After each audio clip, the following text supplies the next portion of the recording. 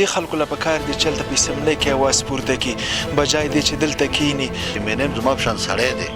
ده ته هغسې اني ټایم شم میلاوېدی، زه خپل اواز شم اوچتولی، زه خپله خبره شم کولی. السلام علیکم ګرانو کتونکو، احسان الله خان ستاسو په خدمت کې حاضر یم. ګرانو کتونکو،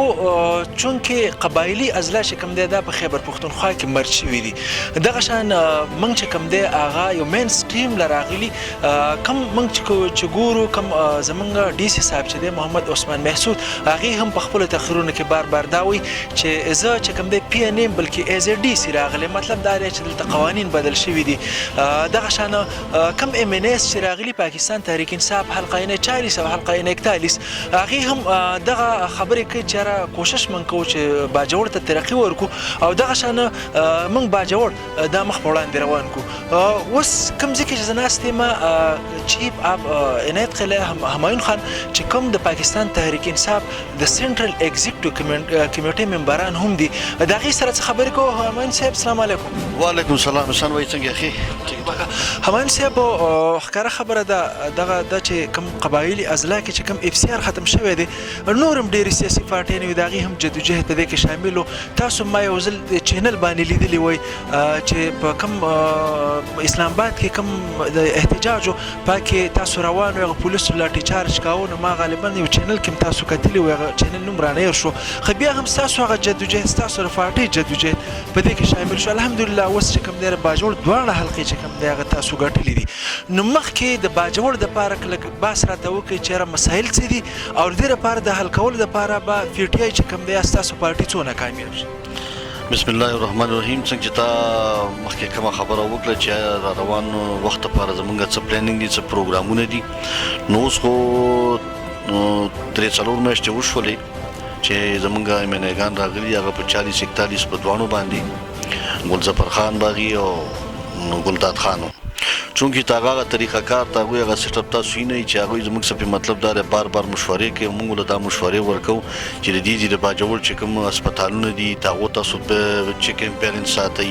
دلته چې کوم بازارونه دي، دلته چې کوم روډونه دي، دلته چې کوم سکولونه دي، کوم چې مطلب دا دی مخکې په اپریشن کې خراب شوي وو د هغوی ته بیرته د بحالېدو لپاره کوشش کول پکار دي. هغې څنګه طریقه کار دي، نو هغوی پرې موږ پرې مشوره کوو، موږ بیا خپل یو سیټ اپ جوړ کړی دی. نو انشاءالله تعالی را روان وخت لپاره زموږ دغه طریقیاتي کارونه چې کوم دي هغه به مطلب دا ستاسو مخې ته به مامون کې هلته څه هسپتال واړه مامون کې د هغه څه پروګرام روان دی، سټیډیم یو پروګرام روان دی چې هغه یې مینې په خپله باندې ویلي وو چې دا به زه کوم، باقي اوس زما پوره تعاون هم ورسره. بل تاسو چې کوم د ډي سي صاحب خبره وکړه، ډي سي بالکل د ډي سي او د پی اے ډېر فرق دی. مخکې چې کوم پی اے و دلته د اف سی آر قانون و، دلته په دې ځای کې و، نو هغه ځان له یو خپل باچاحت و. اوس چې کوم ډي سي دی اوس د عثمان محسود چې کوم طریقیاتي کارونه او دا کوم کارونه چې رانیولي دي، زه د خپل ستاسو د چینل د سوشل میډیا په واسطه باندې هغه ته دا پیغام کوم او دا ورته زه شاباش ورکوم او دا ورته زه مطلب دا د مبارکي وایم چې هغه کوم اوس دا د سود په باره کې چې کوم دا دغه رانیولی دی، دا کسان یې دغه کړي دي چېرې دا سود تاسو مه کوئ، باقي ته هسپتال دا صفایانې دي، باقي ته روډ دپاره د سټریټ لایټو دپاره په خپله باندې هغه ګرځي، ناوخته پورې ګرځي، شپې پورې ګرځي. نو په دې ته موږ خوشحاله م یو، په دې ته مطلب دا دی زموږ دا توقع هم شته چې روان وخت لپاره به دا دقسې مطلب دا دی منډه تړله وي، او که زموږ ته مشورې او زموږ ته مشاورتو ته ضرورت و نو اني ټایم لا بیک موږ حاضر یو. دا خبره همایون خان کېږي لکه پرون په سټیډیم کې یو میچ وشو چې هغه د دواړو حلقو ام ان ایس ترمنځ وشو، ډېر زیات خلک هم راغلي وو، خو په سوشل میډیا باندې هم دغه چلېده بېګا چې یاره دې خلکو له پکار دي چې هلته په اسمبلۍ کې اواز پورته کړي بجای دی چې دلته کښېني. نو دغه کې څه مسله ده، لکه هلته ترقیاتي فنډونه لاندې دي جاري شوي، ام ان ایس چې کوم دی ولې دلته ناست دي او مطلب دې کو ناست دي دلته، نو وروسته چې کوم دی څه به کوي، لکه مطلب نوی پلانینګ د دې څه شی؟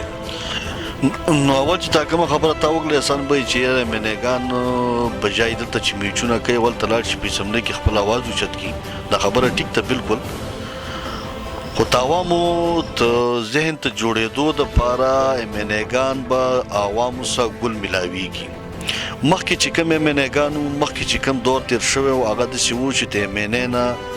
ټیک ته بعضې خلک به داسې وو چې نفرت به یې کوه، بعضې خلکو به د هغوی مطلب سپورټ کوه، خو هغه ته هغه وخت په نسبت باندې ټیک ټاک و، یا ورته ټیک ویلی شو یا ورته نه شو ویلی،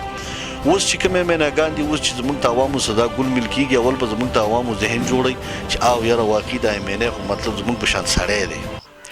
بیا دا اسمبلی چې موږ پاس کړی دی د باجوړ د دوه حلقو نه د خلکو د آبادۍ او د عوام په زور باندې تللی دی هلته تللی زموږ اواز به اوچتوي نو د MNA-ګانو سره زموږ مشورې هم دي هغو سره زموږ رابطې هم دي هغوی سره زموږ مطلب دا دغه هم دی هغه هم دا وایي چې یاره اول زموږ د عوام چې کوم دي د دیو په ذهنونو کې دا خبره پیدا شي چې MNA هم زما په شان سړی دی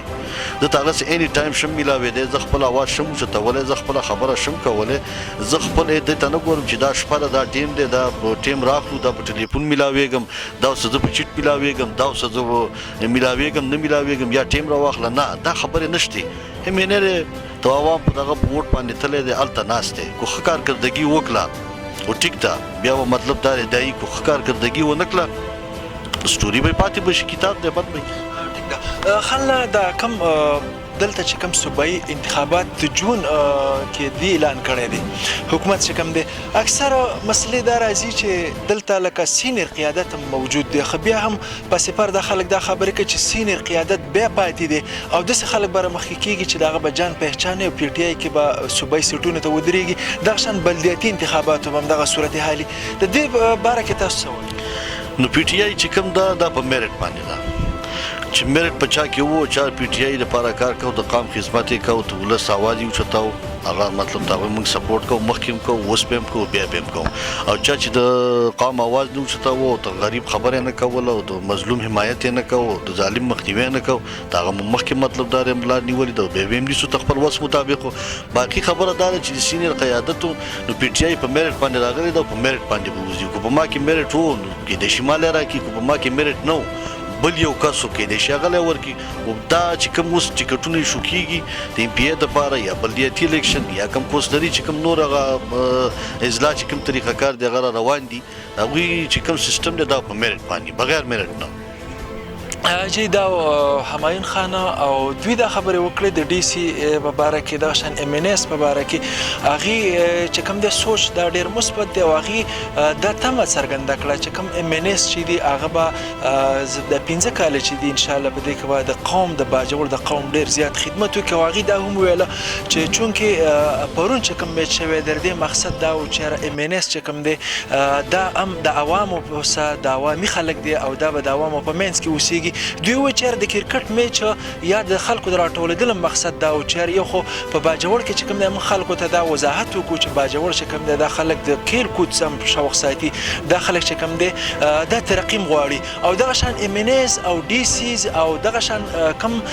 نور مشران چې کوم دي د PTI قایدین هغې هم دغه سره کېناستل د سټیډیم کې دی بار نه هم میلمانه راغلي نو دا تاثیر چې کوم دی دوی وایي چې د MNS ورکو چې موږ چې کوم دی ټول یو خلک او انشاءالله په باجوړ کې امن راغلی دی او موږ به په یو ځل باندې باجوړ چې کوم دی د ترقۍ په لور باندې روانو د یو بل پروګرام پورې ما احسان الله خان ته اجازت راکوئ د الله په امان